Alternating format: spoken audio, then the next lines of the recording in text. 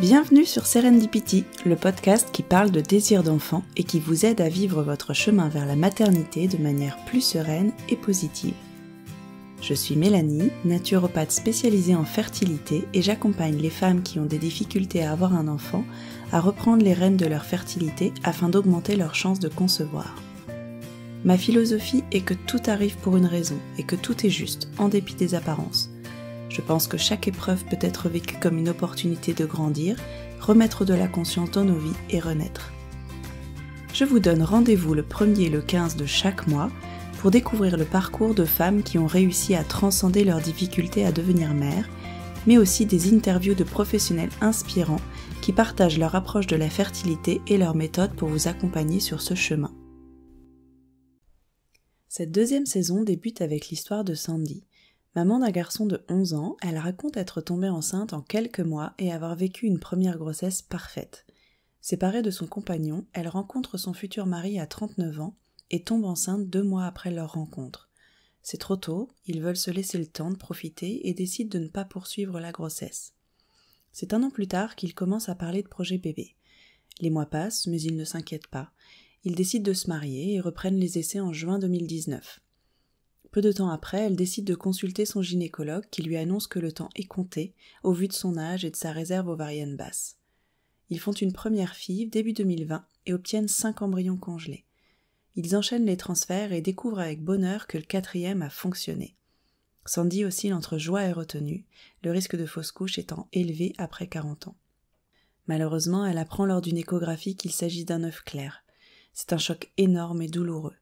Elle prend alors conscience qu'il ne lui reste plus qu'1 embryon et qu'elle n'a plus le droit de faire de FIV en France comme elle a 43 ans. Elle nous raconte comment elle se prépare à ce dernier transfert et comment elle vit son désir de maternité dans une société qui lui rappelle sans cesse que le temps presse. Bonjour Sandy, je suis ravie de te recevoir dans le podcast pour ce premier épisode de la 2e saison. J'espère que tu vas bien. Bonjour Mélanie, écoute, ça va très bien, on prépare les fêtes, mais tout va bien. Ouais, pour commencer, comme d'habitude, comme pour tout le monde, je te laisse te présenter. Je m'appelle Sandy, j'ai 43 ans, je suis mariée depuis 1 an et demi, je suis maman d'un petit garçon de 10 ans que j'ai eu lors d'une précédente union et aujourd'hui je suis en pleine reconversion professionnelle. Au premier confinement, comme je travaille dans la restauration, je n'ai pas pu travailler, je me suis retrouvée donc sans emploi. Et là, je me suis rendu compte que j'en avais marre de travailler dans ce domaine. Et je me suis dit, qu'est-ce que j'ai vraiment envie de faire? Et j'étais vraiment passionnée par tout ce qui était cosmétique, clean, par tout ce qui est bien-être, alimentation, pareil également. Ça faisait plusieurs années que je faisais très attention à ce que je mangeais. Et du coup, j'ai naturellement, la naturopathie est venue à moi, je dirais. Et j'ai commencé à me renseigner et à vouloir complètement changer de voie. Alors effectivement, on me dit 43 ans, c'est un peu tard, mais je pense qu'il n'est jamais trop tard pour changer. Voilà, et surtout j'avais vraiment envie d'être épanouie dans mon boulot, parce que c'est une chose que je n'étais pas avec la restauration. Et mon mari m'a encouragée dans ce sens. J'ai décidé donc de reprendre les études, mais à domicile, parce que effectivement j'ai quand même un enfant, donc je dois m'en occuper, et je continue quand même la restauration à côté parce que j'ai besoin aussi de travailler. Et donc je fais une formation à distance de naturopathie. Voilà. C'est chouette. J'adore. Et depuis que j'ai pris cette décision, je ne me suis jamais sentie aussi épanouie et bien dans ma peau, je dirais. Ouais, ça se sent sur ton compte Instagram qui est magnifique. J'adore Merci. ton feed. Merci. Et c'est vrai que tu partages beaucoup de choses et je trouve que ça se ressent. Ça se ressent vraiment que tu es épanouie dans ce milieu-là et du coup, tant mieux pour toi. Merci. C'est bien. Mais écoute, on va revenir dans ces cas-là sur ta première grossesse. Oui. Est-ce que tu as toujours voulu être maman? Est-ce que ce désir d'enfant s'est réalisé vite pour cette première grossesse? Est-ce que tu peux nous en dire plus? Alors oui, j'ai toujours voulu être maman. Mhm.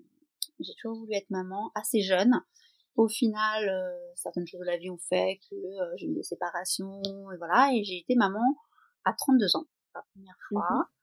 Euh, et en fait, ça s'est fait assez rapidement, c'est-à-dire que j'ai arrêté la pilule au mois de mai et je suis tombée enceinte fin août. Donc, D'accord, là-dessus, effectivement. voilà, j'ai pas Mhm. eu du tout de problème. La grossesse s'est très bien passée. Voilà, j'ai eu une grossesse parfaite, je dirais. Et j'ai eu mon fils qui a maintenant donc 10 ans. Mhm. Et donc je me suis séparée du papa, donc voilà. Et là j'ai rencontré mon mari il y a 4 ans. Donc D'accord. forcément c'était assez, j'avais 39 ans. On a voulu profiter un petit peu, on a décidé de se marier, donc on a mis le mariage en place, ça a pris du temps. Et on s'est dit, soit on fait un bébé avant, soit on fait un bébé après. On a tenté Mhm. avant, on voyait que ça prenait pas, on s'est dit, on se prend pas la tête, on se marie, et Mhm. ensuite, on tentera pour le bébé. Et après le mariage qui s'est passé donc, en juin l'année dernière, à partir de là, on s'est dit, bon, on peut y aller tranquille, et, euh, et voilà. Finalement, ça ne prend pas du tout, du tout. Ouais, d'accord. Et du coup, à partir de quand ça a commencé à t'inquiéter? Déjà avant le mariage, ça faisait plusieurs mois qu'on essayait et ça prenait pas forcément. Alors est-ce que je me mettais trop la pression parce que je voulais pas être enceinte en étant mariée? Donc je sais pas, je pense qu'il y avait tellement de choses auxquelles je pensais. Et je me suis dit c'est peut-être ça, je me mets peut-être trop la pression, donc c'est pour ça que ça prend pas. Je me disais ça dans la tête, donc ça m'inquiétait pas plus que ça. Mhm. Surtout que je vais dire quelque chose qui peut ne pas plaire à certaines personnes, mais au bout de 2 mois avec mon mari actuel, ça faisait 2 mois que nous étions ensemble, je suis tombée enceinte. D'accord. Et comme ça faisait pas assez longtemps, je n'ai Mhm. pas voulu le garder. Comment te dire qu'aujourd'hui, c'est très compliqué. Ça- Voilà, ouais, tu dois ressentir beaucoup de culpabilité. c'est ça, de me dire pourquoi. Et mais comme ça faisait pas assez longtemps, je me dis c'est pas possible, ça fait que 2 mois que nous sommes ensemble. Il est plus jeune que moi, il faut savoir qu'il a 12 ans de moins que moi aussi. Donc Mhm. il avait 27 ans à l'époque, moi j'en avais quand même 39. Je me suis dit est-ce qu'il est prêt, il est pas prêt, donc c'était trop tôt pour moi. Donc voilà, on a préféré passer la chose. Mais Et du c'est coup, quelque chose qu'à ouais, l'époque tu as bien vécu? oui, ça allait, ça allait. Bon après, on était d'accord tous les deux, ça se passait très bien entre nous, on était d'accord tous les deux, on l'a très bien vécu. Nous-mêmes, on s'est Ouais, dit c'est trop tôt. Voilà. ouais, Donc, voilà. donc voilà, en plus on travaillait tous les deux dans la nuit, donc on s'est dit avec nos boulots c'est Ouais. pas possible. Mm. Donc c'est voilà. Et donc après le Ok. mariage, voilà, on a décidé de nouveau ne plus faire attention, comme je dirais. Parce que moi, il faut savoir Ouais. qu'après la Mhm. naissance de mon premier enfant, je n'ai plus repris la pilule. D'accord. J'ai fait comment dire, j'ai fait attention, c'est-à-dire je connaissais par rapport à mes périodes d'ovulation.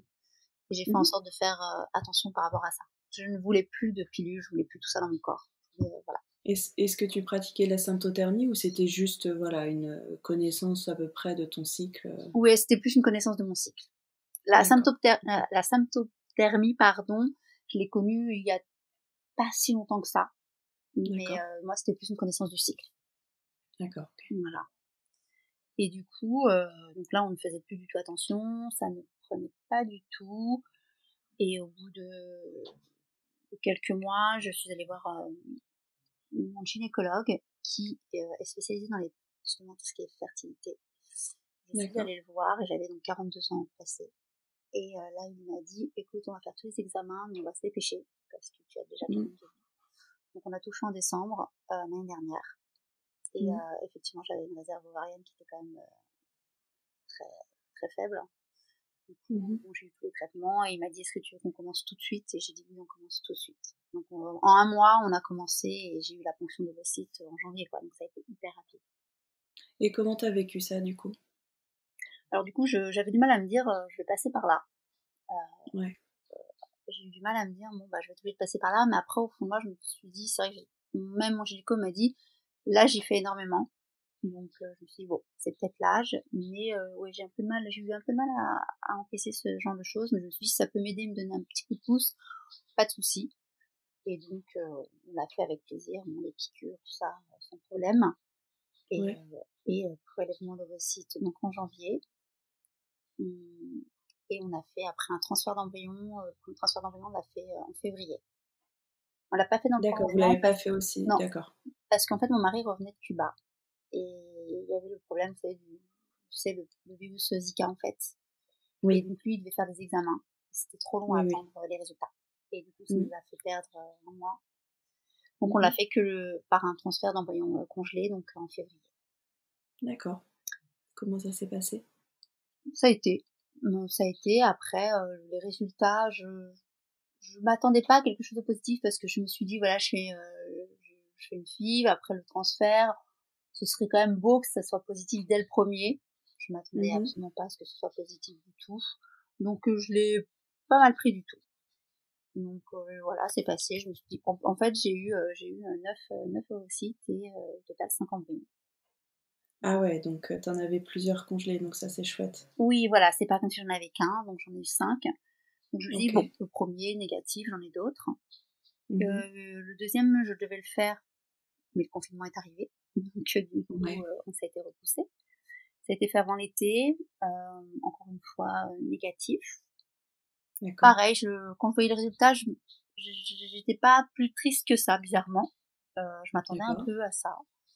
J'en ai fait un après l'été, en septembre, fin septembre. Là, pareil, négatif. Je me dis, bon, il m'en reste 2. Et le quatrième, je l'ai fait en octobre, fin octobre. Et bizarrement, j'avais l'impression, je me suis dit, je sais pas, c'est bizarre. J'ai une sensation particulière. J'ai l'impression qu'il va être positif. Et je sais pas pourquoi. J'ai un ressenti particulier, je sais pas. Et effectivement, il était positif. Donc, en fait, bizarrement, avant de regarder les résultats, par rapport aux autres fois, j'ai eu une montée de bouffée de chaleur, je sais pas, une appréhension assez particulière que je n'avais pas les autres fois. Et effectivement, j'ai eu le résultat et d'un coup, j'ai vu qu'il était positif, donc j'étais contente. Mon mari était en déplacement, donc j'ai pas voulu lui dire. Donc je n'étais pas sûre. Je l'ai gardé pour moi, j'étais toute seule chez moi. Je l'ai gardé pour moi, j'ai attendu les 48 heures pour en refaire. Le taux a un petit peu évolué, mais pas trop. Donc, mon gynéco m'a dit pas terrible. Donc, du coup, j'étais pas trop rassurée. Je l'ai refait 3-4 fois et à chaque fois ça doublait, c'était très bien. Donc j'étais assez contente, mais j'arrivais pas à me réjouir parce que j'avais énormément de douleurs au ventre, j'avais voilà, pas de saignement mais énormément de douleurs au ventre. Et j'arrivais pas à me dire ça y est, je suis enceinte. Je sais pas pourquoi, il y a un truc que je sentais qui me faisait que je pouvais pas sauter au plafond quoi. Et je suis allée voir mon gynéco qui m'a dit on va regarder déjà si c'est bien placé. Et il m'a dit effectivement ne saute pas au plafond. C'est trop tôt, surtout qu'à ton âge, les fausses couches sont plus fréquentes. C'est rassurant. Et donc on a fait une échographie, on a vu que c'était bien placé, donc ce n'était pas une grossesse extra-utérine, on avait une petite poche légère, et il m'a dit je ne vois pas encore d'embryon pour le moment, c'est trop tôt, et je devais y retourner dans 10 jours. Au fond de moi, j'avais encore cet espoir de me dire c'est bon, ça va marcher, mais je sais pas, j'étais pas convaincue à 100%. Et je suis retournée le voir 10 jours après. Et là, il a fait donc l'écho.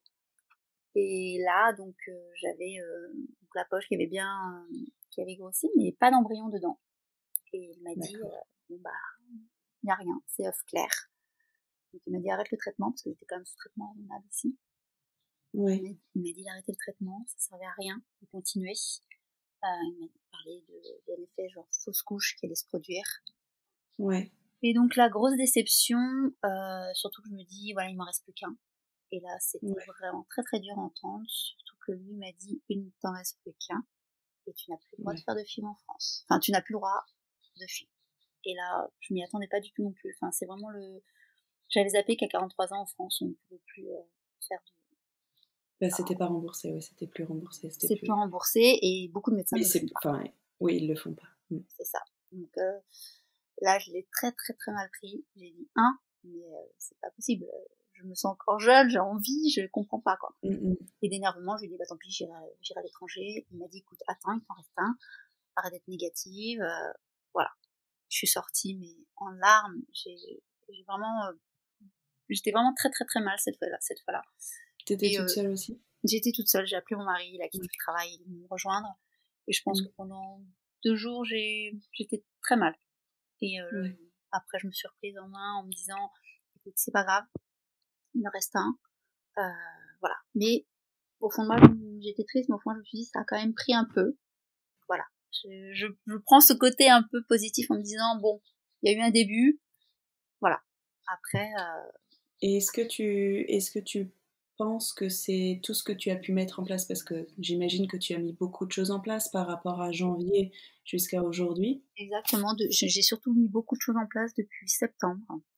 Et D'accord. je me dis que ça peut, alors, au fond de moi, je pense que ça a aidé aussi, je pense, Mmh. C'est niveau tout sûr. ce qui est alimentation, niveau compléments alimentaires. Euh, je suis allée voir une ostéopathe aussi juste avant, parce que j'avais, Oui.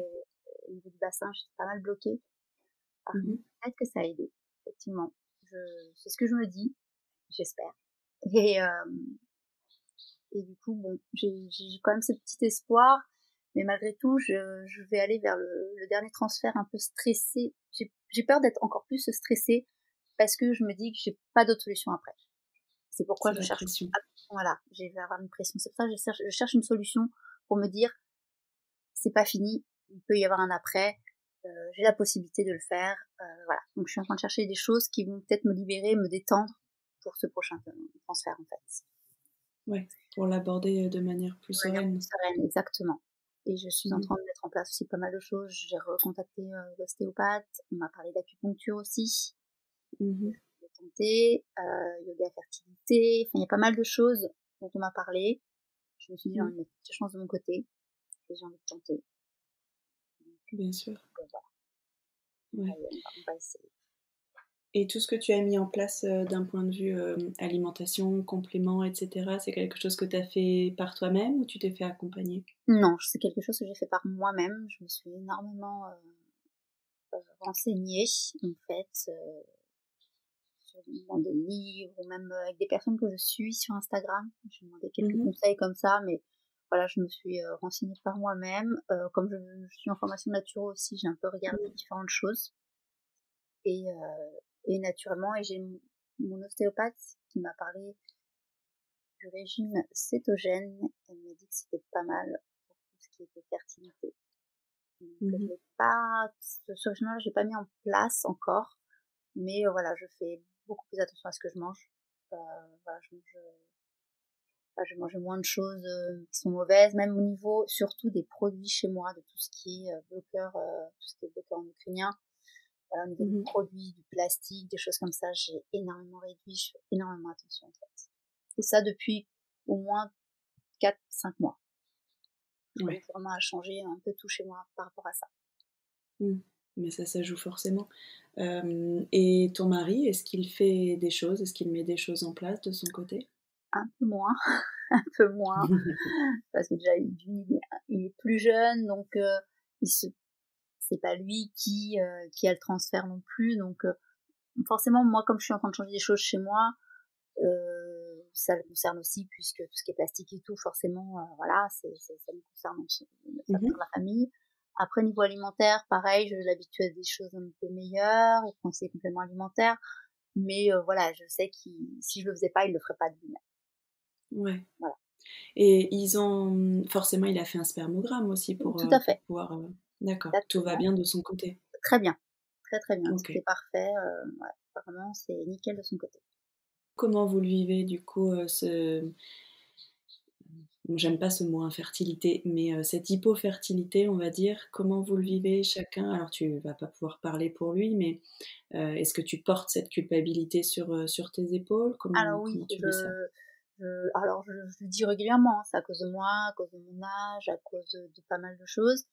Et lui me dit que non, il me rassure énormément, il me soutient énormément. Après, c'est vrai qu'il me dit, je veux un enfant. Je n'ai pas d'enfant et je veux un enfant, donc c'est un peu une petite pression supplémentaire peut-être. Je sais Ouais. qu'il, je sais qu'il veut un enfant, ça c'est clair. Après on avait parlé peut-être d'adoption, don d'ovocytes. Je suis pas prête encore pour ça, pas du tout. Je lui dis Ouais. psychologiquement, je me sens pas prête pour ce genre de choses. Alors on s'est Ouais. un peu pris la tête où lui m'a dit oui mais moi je veux un enfant. Oui, mais pas de pression pour le moment tant que je suis pas sûre, je suis pas allée au bout de ce que je veux faire. On parlera de ça après quoi. Pour le moment, je me sens Oui. pas voilà. Oui, il y a des étapes à passer quand même, Oui, effectivement. exactement. Exactement. Donc Mmh. voilà. Mais sinon non, il est quand même là pour moi, il me soutient énormément, c'est voilà. Il sait que c'est dur pour moi, que psychologiquement, Mmh. ça peut être compliqué par moments. Même si aujourd'hui, voilà, j'arrive à relativiser un peu plus, je fais beaucoup de choses pour me détendre aussi et Ouais. il m'encourage énormément. Donc Mmh. Qu'est-ce que tu mets en place justement pour, te détendre, essayer de vivre je ça? fais pas mal de méditation et ça, c'est depuis Oui. peu. Depuis peu, ça me fait énormément de bien. Je suis Mmh. quelqu'un qui j'ai tendance à être stressée de nature, en fait et la méditation me fait beaucoup de bien. Je prends énormément de temps pour moi, chose que je ne faisais pas avant. Mmh. Voilà, là, en plus, avec ce confinement, je ne travaille toujours pas. Du coup, ça me permet de prendre vraiment du temps pour moi, voilà, je fais des choses pour moi que je ne faisais pas avant et ça me fait énormément de bien. Je pense à moi maintenant, chose que je ne faisais pas avant. Ouais. Ça c'est déjà très bien. C'est important Mmh. aussi. Ouais, Mmh. exactement. Et est-ce que ton fils, représente aussi une espèce de pression? Est-ce que lui aussi attend un petit frère, une petite sœur? Alors, il a déjà un petit frère du côté de son papa, D'accord. qui a 1 an, donc tout petit encore. Non, il a pas de pression du tout. Au début, il voulait pas que j'ai d'enfant parce qu'il voulait être le seul de mon côté. Maintenant, oui, il aimerait bien, mais il ne met absolument pas de pression. Pas du tout, pas du tout. Non, Non, d'accord. il va encore profiter de sa OK. mère tout seul. Il a raison. C'est ça. Ouais. Et pour revenir à cette dernière, grossesse du coup qui n'a pas évolué, Mmh. est-ce que tu dirais que tu l'as, ce que tu as le plus mal vécu, on va dire? Est-ce que c'est donc, la fin de cette grossesse, le fait que ce soit un œuf clair ou parce que c'était enfin qu'il te restait plus qu'une possibilité pour toi? Est-ce que c'est vraiment l'échéance, le fait de prendre conscience que ton âge, pouvait C'est ça. poser, une limite en fait? Est-ce que c'est plus ça qui t'a posé Je pense que problème? c'est plus, l'âge et le fait qu'il ne m'en reste plus qu'un Mmh. qui m'a vraiment fait beaucoup de mal, en fait. Un œuf clair, enfin, je me dis: «J'ai fait que 4 transferts». Quand je vois des personnes qui font énormément de FIV, énormément de transferts, je me dis: «4 transferts, j'en ai fait que 4». Heu, voilà, bon, ça n'aboutit pas, ça n'aboutit pas. Mais je pense que c'est l'âge et de me dire, genre ma cocotte est finie quoi.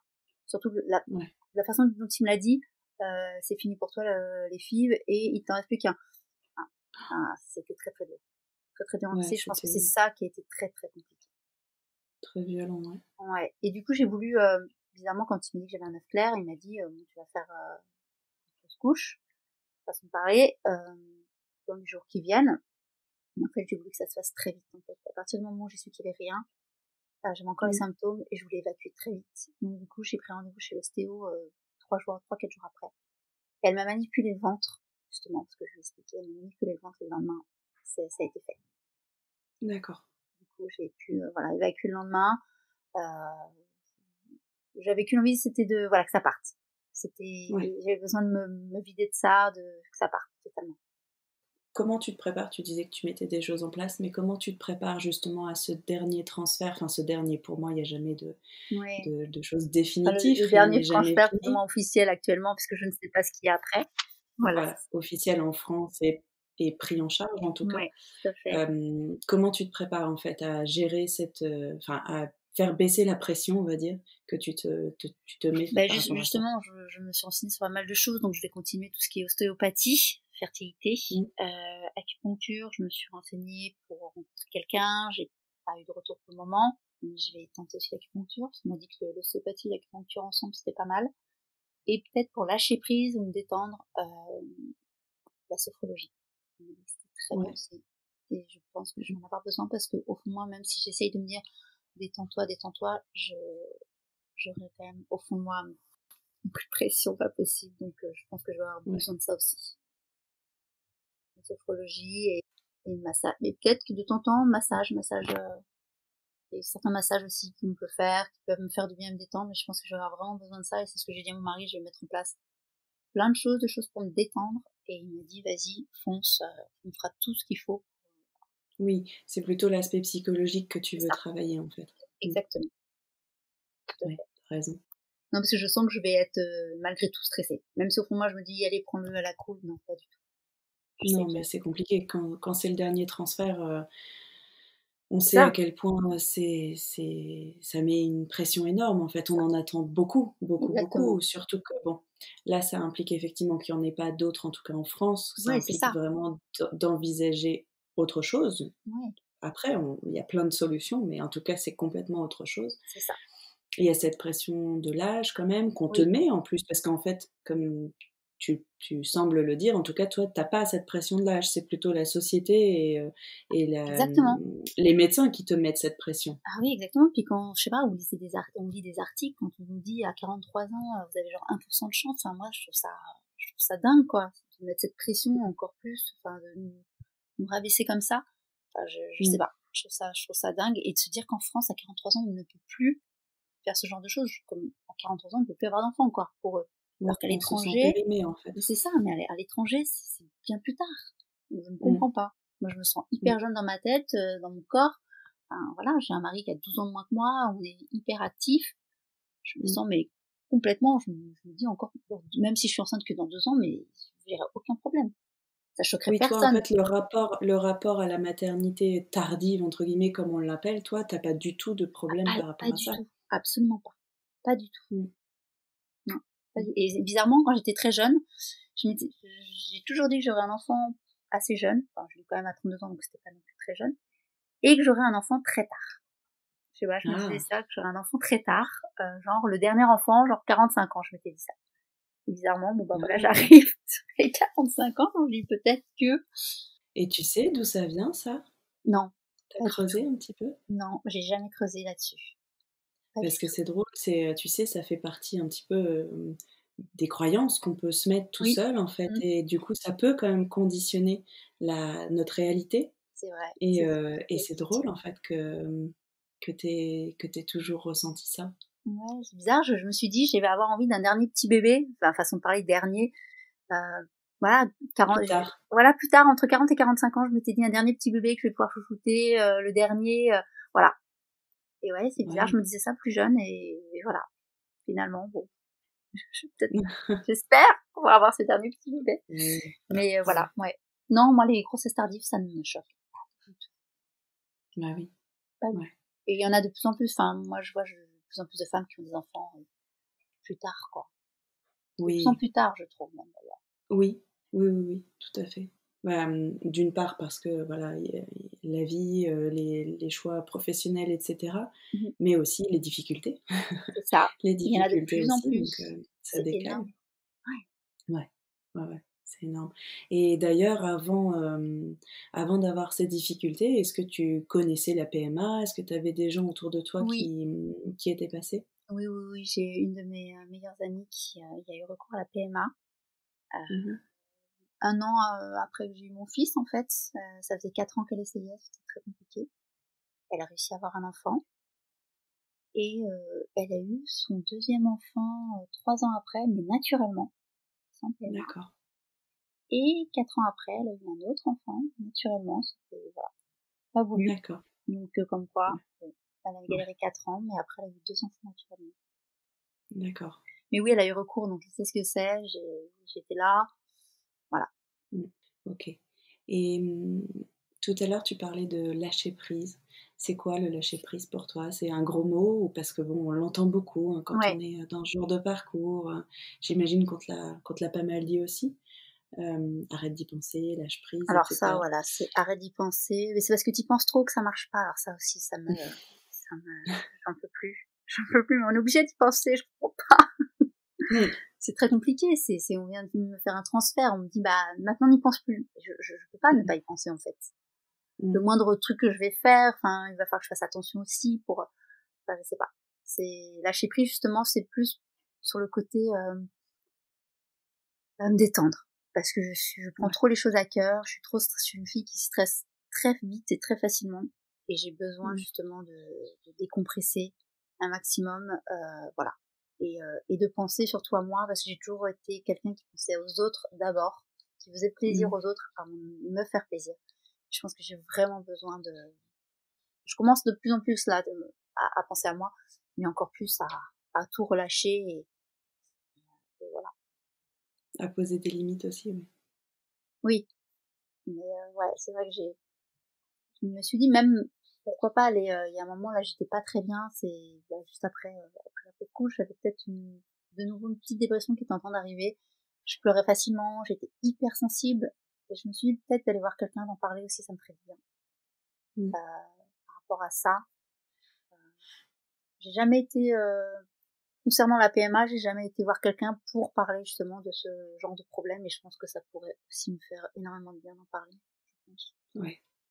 Vous avez pas eu le rendez-vous, obligatoire, comme dans certains centres de rencontrer un psy? Non, du tout. Mon gynéco ne m'en a pas parlé. Vu qu'on a fait ça assez rapidement, on n'en a pas Ouais. parlé.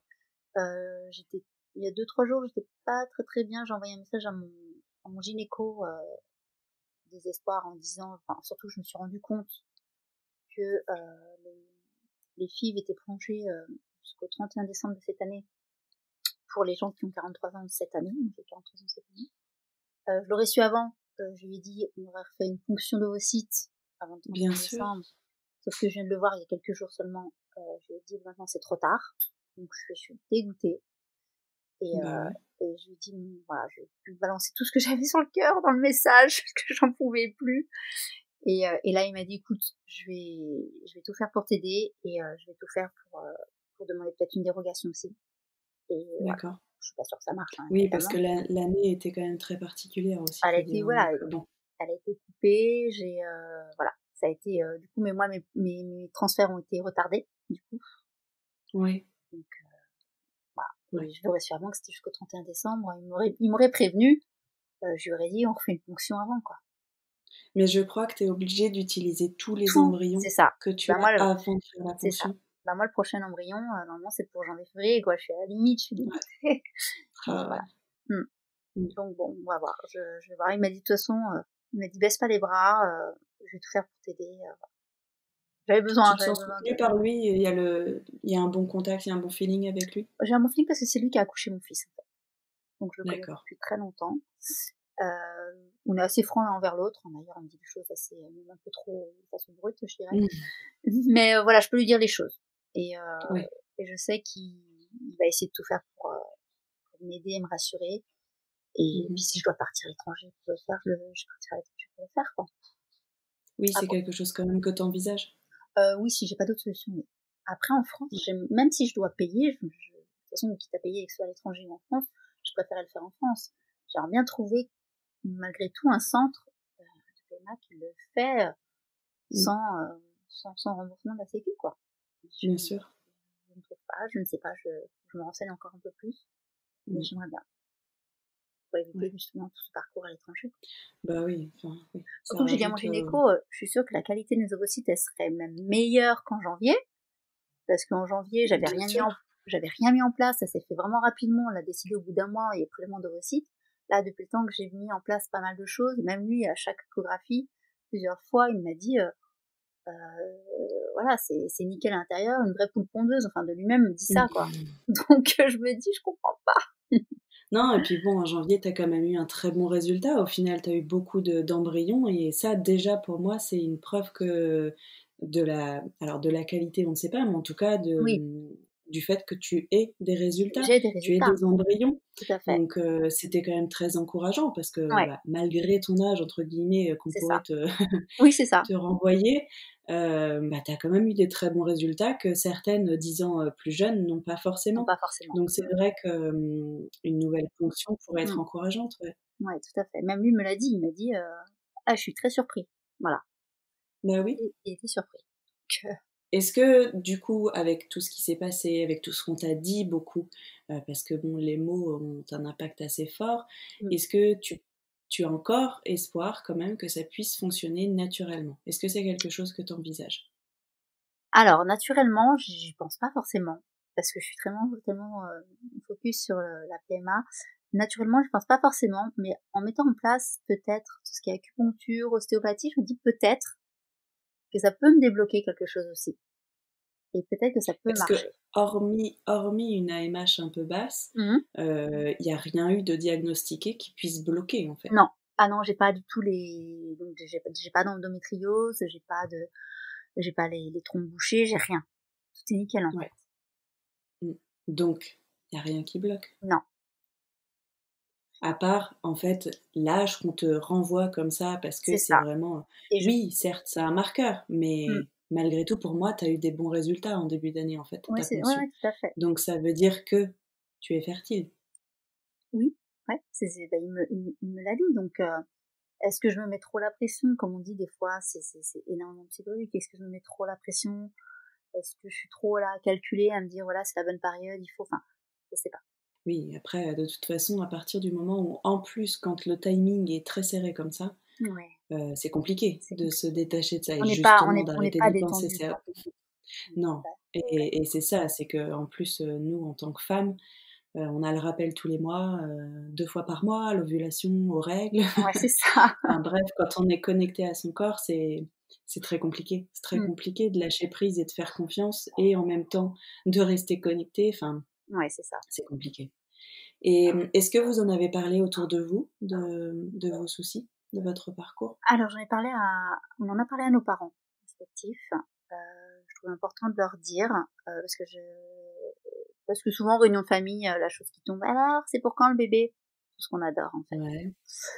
Donc du coup, j'en ai parlé quand même à mes parents, je leur ai dit: «Voilà, c'est compliqué, on va se faire aider». Ils sont au courant et j'ai pas voulu en parler, plus que ça autour de moi. Mes amis ne sont pas forcément au courant. J'ai juste 2 amis qui sont au courant et les autres, même proches, je veux pas forcément leur dire. J'ai pas envie qu'on me demande tout le temps: «Quand est-ce que c'est le prochain transfert? Alors le résultat?» J'ai pas envie de cette pression, en fait. J'ai envie de le garder Ouais, pour moi et donc voilà. Même ouais. quand il y a le transfert, par exemple, on le garde pour nous 2. Je vais pas le Mmh. dire, même si mes parents sont au courant du parcours, je vais pas leur dire: «J'ai fait un transfert». Ouais, ouais. Je veux leur annoncer seulement une fois que le résultat est passé.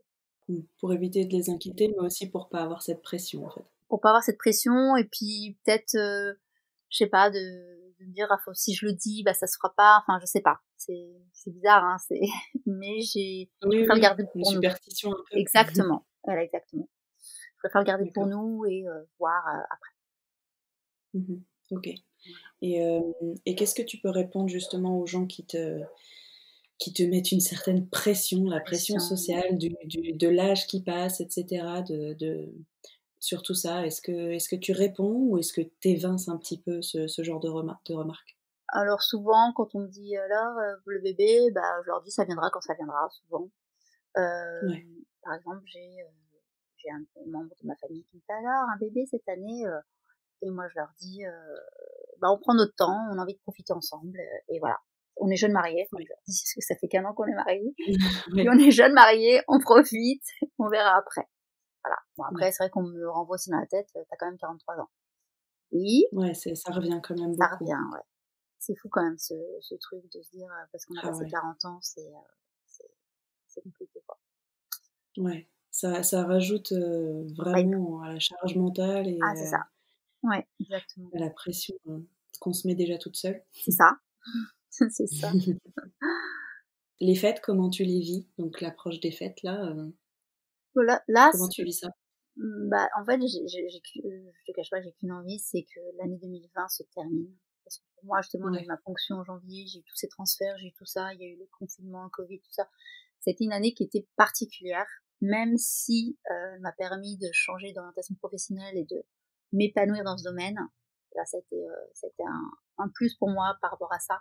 Mais le reste, j'ai qu'une envie, c'est de tourner la page, quoi. mmh, De vraiment passer à autre chose et de commencer l'année 2021 sur de bonnes bases, avec plein de nouvelles choses en place, comme je disais, acupuncture, tout ça, vraiment me mettre à fond là-dedans. Et voilà, donc justement, les fêtes vont me permettre de clôturer cette année 2020. On va faire ça en famille. Je vais partir quelques jours avec mon mari et mon fils. On va se détendre. Et voilà. Mais enfin, je les prends assez bien. Ça va être vraiment des fêtes assez cool parce que de toute façon, comme il n'y a rien d'ouvert, on peut rien faire. mmh. Mais d'un côté, moi, ça me déplaît pas de pouvoir être dans mon cocon et voilà, être dans ma petite bulle. J'en ai besoin. Ouais, mmh. Et tu en as déjà un petit peu parlé, mais à quel point ce parcours, alors même si, à l'échelle de votre de couple, c'est quand même assez court, mais à quel point, en fait, cette situation, cette hypofertilité impacte ton couple et comment Qu'est-ce que vous mettez en place, en fait, pour rester soudés et pour avancer ensemble et que ça ne se mette pas entre vous? On n'en parle pas non plus tout le temps, et j'ai un mari qui est hyper cool et qui me pousse à faire telle ou telle chose, à prendre ou telle chose pour justement, se mettre toutes les chances de notre côté, en fait. Il me met pas du tout de bâton dans les roues, il me dit pas: «Non mais arrête avec ça sert à rien». Non, au contraire. C'est même lui qui me pousse à faire encore plus de choses, quoi. Ouais, Mais non, on le prend très bien. Enfin là, quand on est ensemble, qu'on part, qu'on fait des choses, on n'en parle pas, on est très détendu par rapport à ça, on essaye de pas trop y penser. Donc ça nous met pas de tension dans le couple, à part quand on a parlé justement de tout ce qui était adoption ou d'ovocytes, où moi je me sens pas du tout prête de parler de ça maintenant. Voilà, il y a eu un petit clash, mais c'est passé. Le lendemain, tout allait bien, et il comprenait ma situation et il a dit je comprends tout à fait ton point de vue, voilà, mon ressenti. ouais. Donc, Vous avancez ensemble, dans voilà, ce projet, exactement. au mieux. Quand on vit ce genre de parcours, ces difficultés, en fait, face au désir d'enfant, pour toi, qu'est-ce qui est le plus important à faire et à mettre en place pour, le vivre au mieux? Moi, c'est surtout déjà d'énormément communiquer avec son compagnon, en fait. C'est hyper important de communiquer avec lui, d'en parler, d'exprimer son ressenti quand ça va pas, de le dire aussi, mais surtout de prendre soin de soi et surtout de prendre du temps pour soi. Moi, j'avais besoin de me retrouver de temps en temps seule, dans un endroit, de penser peut-être à ça, de faire.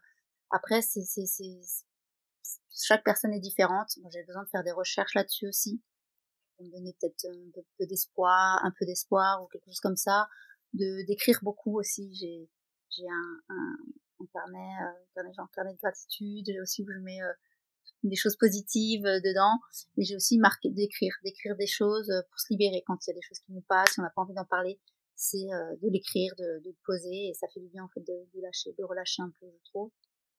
Mmh. Mais et si on veut pas, alors il y a des personnes qui ont besoin d'en parler, mais si on veut pas en parler, c'est pas grave, on veut pas en parler autour de soi, on veut le garder pour soi, mais c'est énormément communiquer avec son compagnon, quoi, partager avec lui, et euh, voilà, lui exprimer ce qu'on ressent, c'est hyper important, je trouve. Mmh.